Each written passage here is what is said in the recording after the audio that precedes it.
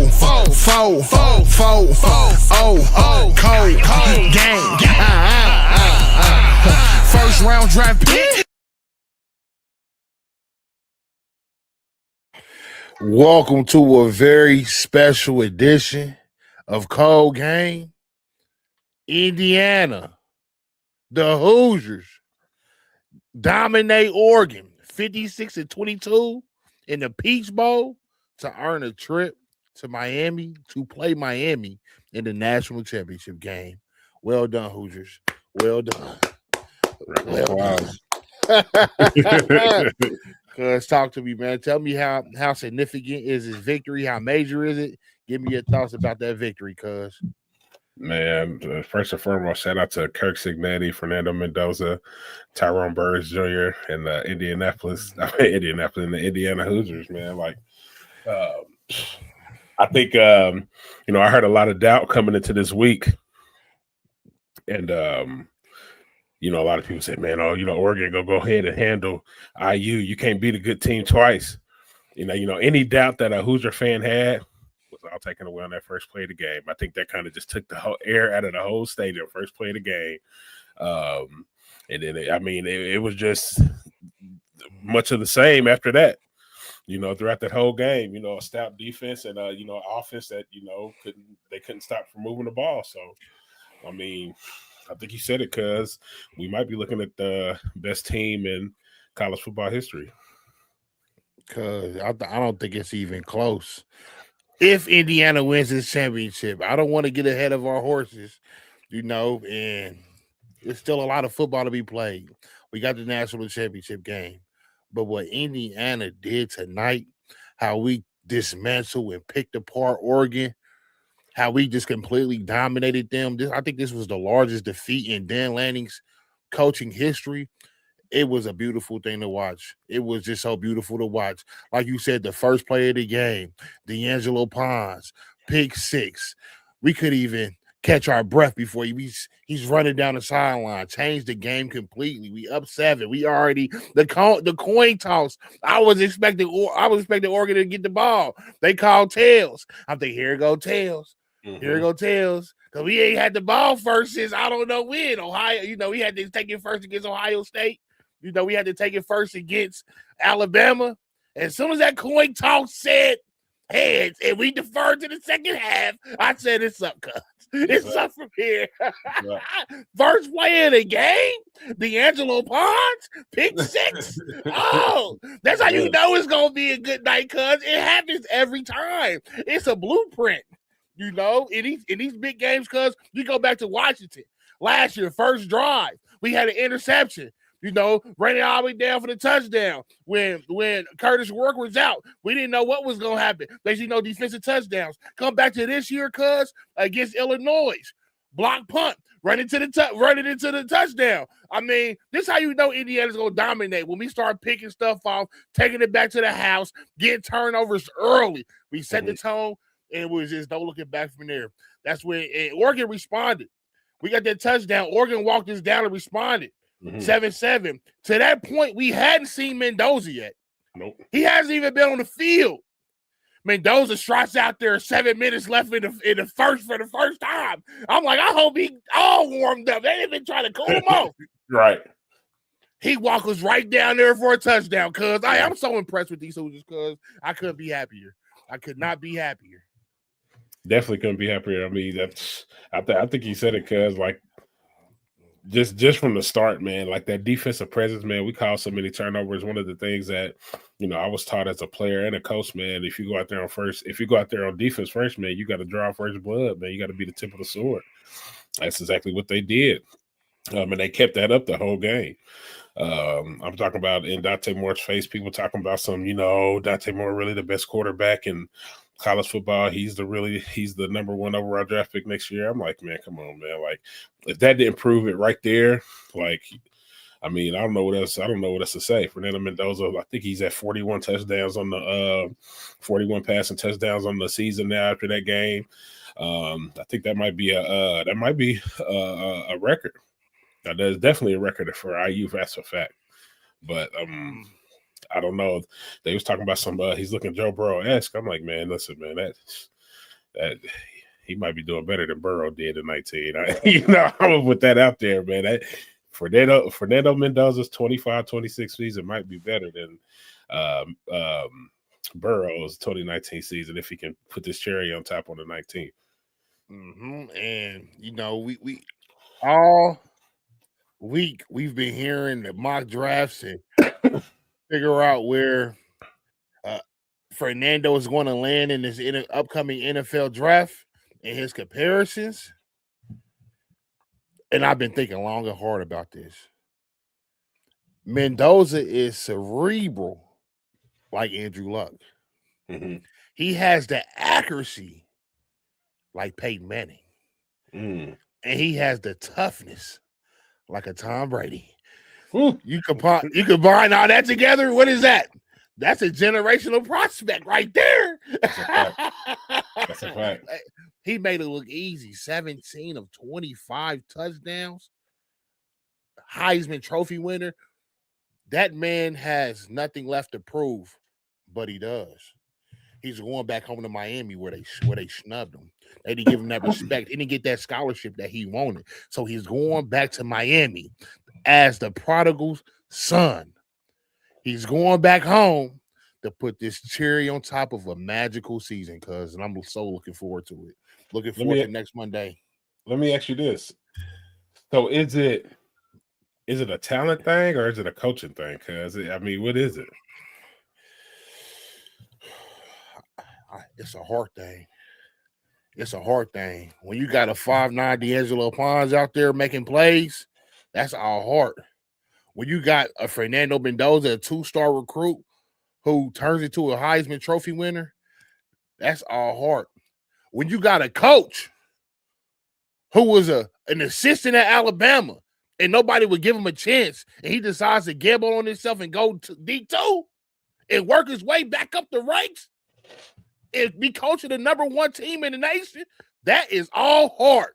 And you put heart on the field, cuz what they say, give me the dog.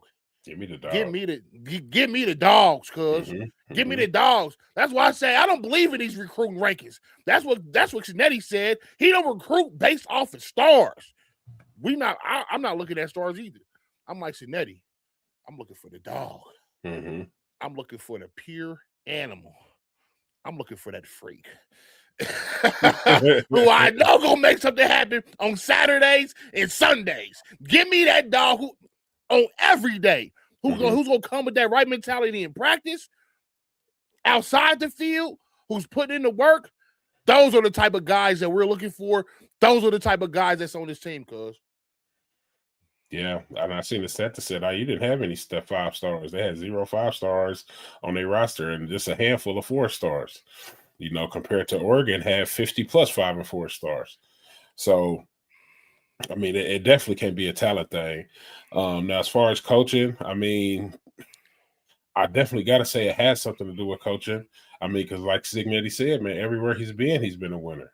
You know what I'm saying? So he definitely has the recipe. And I think the recipe is simple, man. Like, he's not, like, I can just tell by his demeanor and how he is out there. He's not out there peppering kids, and I really do believe that he has their best interests and he loves them, and but at the end of the day, he's there to run a program. And like he said, man, we ain't doing a bunch of extra stuff.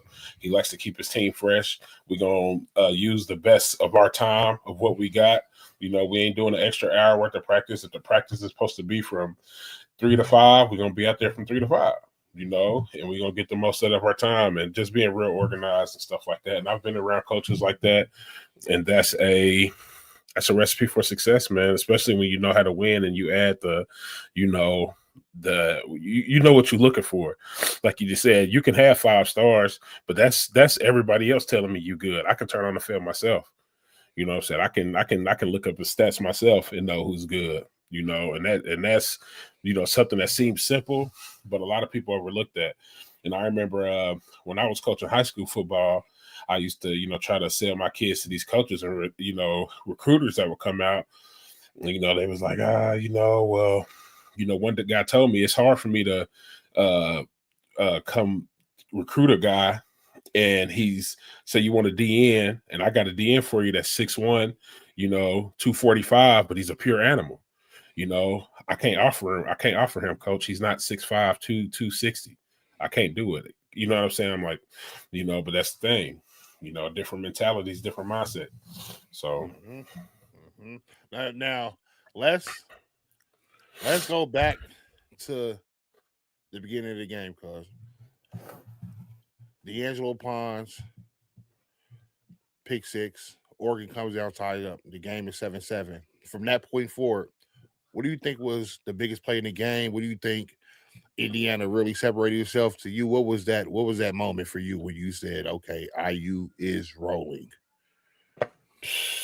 Man, probably after Oregon came and responded and scored, IU came back and responded and scored. And I believe that next drive, IU came out and got another turnover on that on Oregon's third drive. I believe they made Dante Moore fumble on that drive. I think right from there, I'm like, oh, these boys they came to play. Like, they're not playing. When your defense is out there creating turnovers and scoring, it's hard.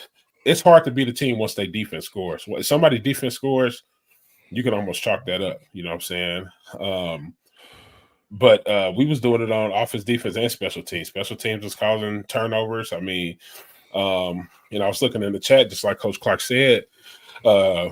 Moore came out to the Far East side and played Warren one year. They did him the same way out there. 5-star recruit. That don't mean nothing when you're up against some dogs, man. I'm telling you, that means absolutely nothing. So I think the pivotal point in that game, because was that third drive when IU's defense came out and got that turnover. Well, I guess when I knew it was real, that Charlie Becker catch. Anytime you see Charlie B show up and he starts mossing boys and he gets that ball in his grip, I mean, what a talented receiver. He might be. It's crazy. He's might be the third best receiver on our team. I was about to say that. That's crazy because he looks like Alec Pierce. Yeah. That Elijah Surratt, man. He's like always at the right place at the right time. It's like that has to be Becker, even in the red zone. That had to be. He had 3 touchdowns tonight. Like, he has to be Mendoza's favorite target. And then you forget Omar Cooper out there sometimes. You know what I'm saying? He might be the best out of all of them. And Mendoza gonna make sure all 3 of them score.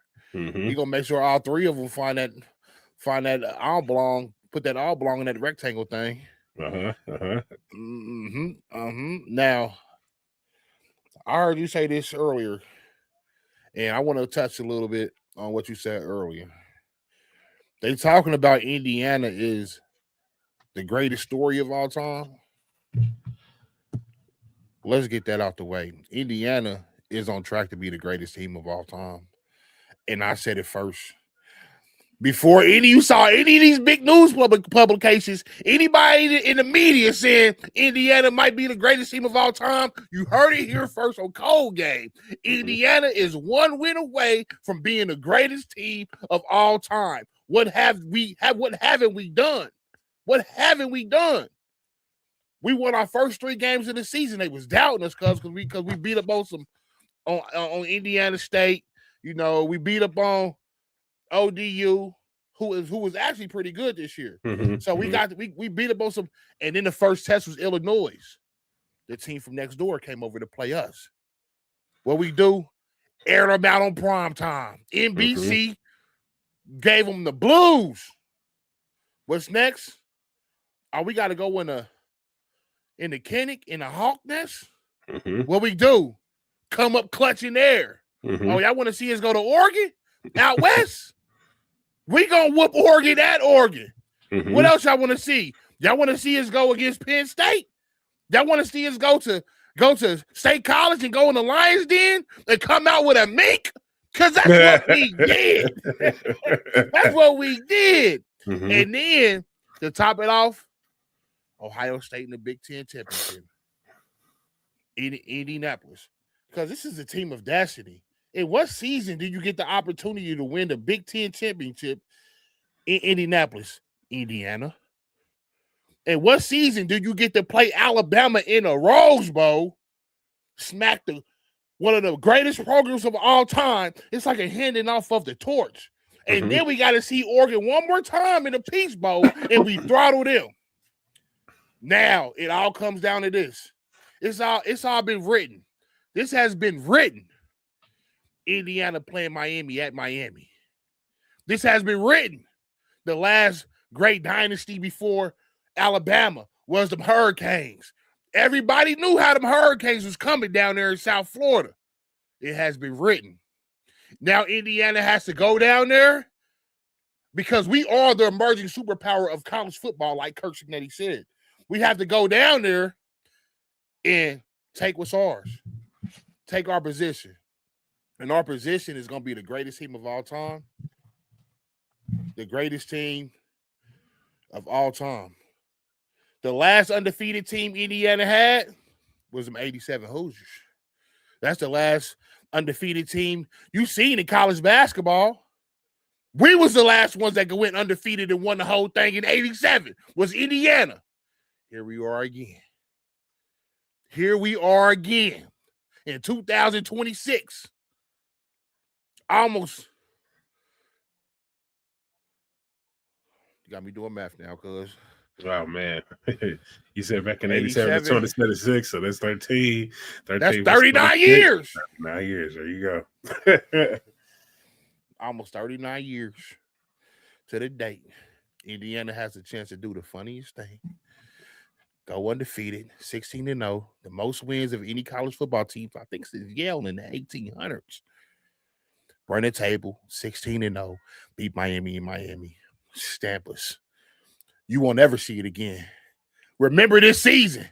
Remember this season. You won't see it. You won't see a team throttle teams by the margin of victory we got. Our margin of victory is better than them LSU teams, cuz. We beating teams by worse than what LSU was doing. Then they had a historically great offense. Top 2 defense. Defense is elite. Put the clamps on you. We gonna shock you off the rip. First play of the game. Take all your confidence away. I just can't believe we're in the midst of this big red wave. That's why I got on my big red robe. Yeah. Cause we the kings of college football right now, cuz, and it's a great time to be alive. That's a fact. Now let me ask you this, Big Mount. Looking ahead, what's gonna be the key to winning this game against Miami next Monday? What's gonna be the key to getting past them down there at Hard Rock Stadium? Yeah. I ain't gonna lie to you, cuz, man, after really, locking in with Miami last night and locking in with IU this night, I mean, that's gonna be what's Miami gonna do to stop the Hoosiers, man. For real. I think, man, they playing elite on all 3 phases: offense, defense, special teams. I mean, just the key is to keep doing what you're doing. Don't play conservative. I think IU plays a aggressive offense, and we have a stout defense. So Charlie Beck, not Charlie Beck, but Carson Beck, or what's the quarterback for Miami? Carson Beck. Carson Beck. He's he can get iffy. He can get iffy sometimes in that pocket, man. I think he got a noodle. I think he got a noodle arm, man. He might have a noodle arm, but we'll see that. We see what happens. Don't come out there with a noodle arm person, because you'll get exposed. You know what I'm saying? Any draft stocker, if anybody thinking about picking up Carson Beck, that might tank him. So I do like Miami's running game. They got a nice running game, and they got a cool defense. I think they starting safety got called for targeting, so I think he'll be out for the first half. So you're already coming out there with some blows to your defense, which against that receiving core, you're gonna need your best DBs out there as possible. So it's no way that IU don't come into this game as the favorite. It's no way. They have to be the favorite, and I think by points, I'm talking about they might be a 2-touchdown favorite. I think Vegas got us at 7 right now. It's around 6-7. We the favorites. Man, y'all eat that up right now. Y'all eat that 7 up. Eat that up, because by the time that kickoff starts, we might be 14-point favorite, 10-point favorite, somewhere around there. Because man, I don't know. I think it's like you said. I think it's written right now because we just got to go out there and put 4 more quarters out, and then I think we're gonna be crowning IU as the national champions in 2026. That's a fact. I think some of the keys we really need to do as well, cuz you make great points. I think we need to lock in our offensive line. We need to make sure we stop that pass rush. Miami got that boy Bang Mm-hmm. coming off the edge. He's nasty. I watched him against Texas A&M. He was very disruptive. We've seen Ole Miss try to counter that by doing a lot of quick passes, quick action. I think that we have to be careful with that because, as you can see against Ohio State, those Miami boys is jumping the routes, and they housed the pick six against Ohio State when they was trying to do the quick game. So that's something you got to be careful about. But you have to find a way to neutralize that Miami pass rush, and then also Miami got some big boys on that offensive line. They got all security nightclub type down there, Miami type dudes. Everybody 6'7", 6'8", monsters, yoked up. They look like private security down there, and them boys is big and they moving the line too. So our defensive line has to be ready to play.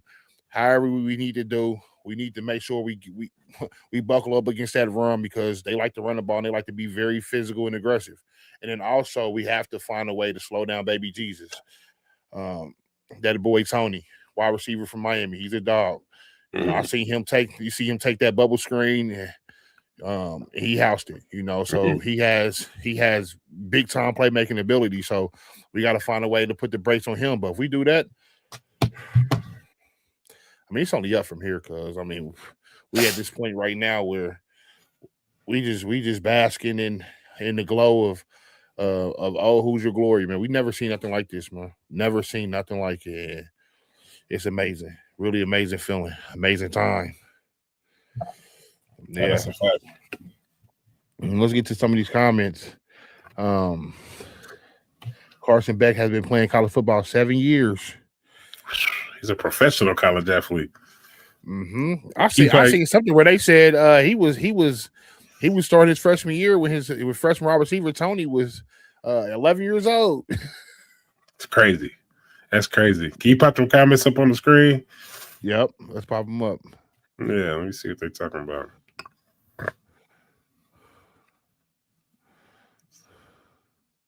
I think if we can continue Miami's rushing attack, we will be fine. Yeah, we got to contain that rushing attack. Definitely got to stop. That's why I said I think that's the best part of that team is they run game. The 26 Hoosiers, greatest team to ever play. If we can close, beating historic college football giants, Alabama, 2 times Oregon, Penn State, Ohio State, now possibly a giant in Miami. I agree, Debo. I agree 100%, Debo. Why not? Coach Clark. Indiana has always been a basketball school. That has changed, and it's changed forever now. NIL has even the playing field. No more SEC dominance. I was talking about that with my guy this week. So if IU wins, that'll be 3 in a row for the Big Ten, right? Or am I confused? No, that's 3 in a row. Michigan, Ohio State, and then if IU wins. So I think the tide has changed. The tide has changed. It's no longer. I think when in my era, what I'm saying, I was born in the '90s, so my era playing football, as a young man, I think it was the SEC. It was Florida, Alabama, all the SEC schools. But you see now, it's that Big Ten. That championship runs to the Big Ten. Bro, it started when he got there in the spring. Practice ran sufficient. Work was balling. They have the largest alumni base in the country. NIL was huge. And the school has back there 100%. 100%. You haven't seen a fan base rally around a team quite like Indiana's rallied around this Hoosiers team. At the beginning of last year, that stadium was a little empty. It's been empty for years. Wasn't nobody coming to the games. If you win, they will come. We start winning. everybody start coming, the money start coming, the portal commits start coming, the high school players want to play for us. I mean, this is what winning does, and this is what that money does. And most importantly, and luckily we got a billionaire backing us, Mark Cuban. Shout out Mark Cuban. Salute Mark Cuban. He dropped that big bag for us. He definitely dropped that big bag because I realized this, man, just being around the city today and seeing it on TV. Indiana IU has a large alumni base, and I'm talking heavy, the largest, the biggest. You know what I'm saying? They got that Kelly School of Business. IU was really Signetti. He might have played his cards absolutely right because IU has a huge alumni base, and people who went to IU, they love IU. You know what I'm saying? They IU strong. So he really struck gold. There's a lot of IU grads, people who's from Bloomington and just being around the IU area. People love IU, man. Everybody, the whole city was geared up today. Hoosiers.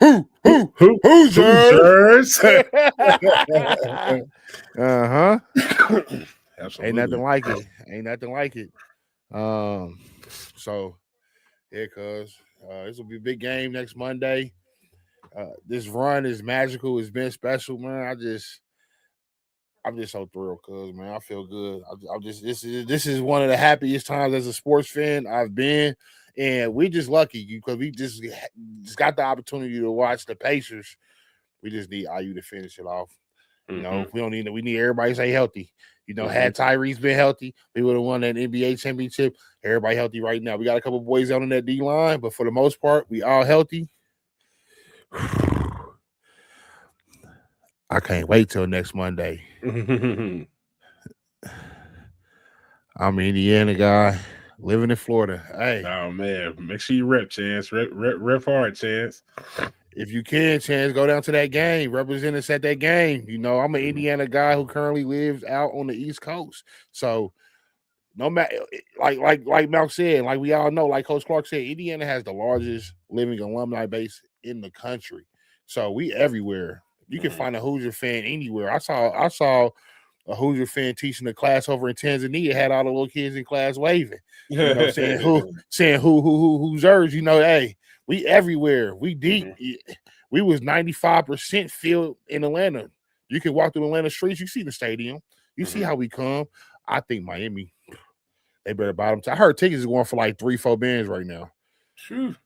Hey, them Hoosier fans got it. They're gonna go ahead and charge that to them MXs and them Capital Ones. They're gonna charge that. They're gonna be down there to support. Shout out to number 99, Tyrone Burrs, representing that dub Far East Side. Absolutely. A young baller in the program, and we got Indiana's fingerprints is in this program.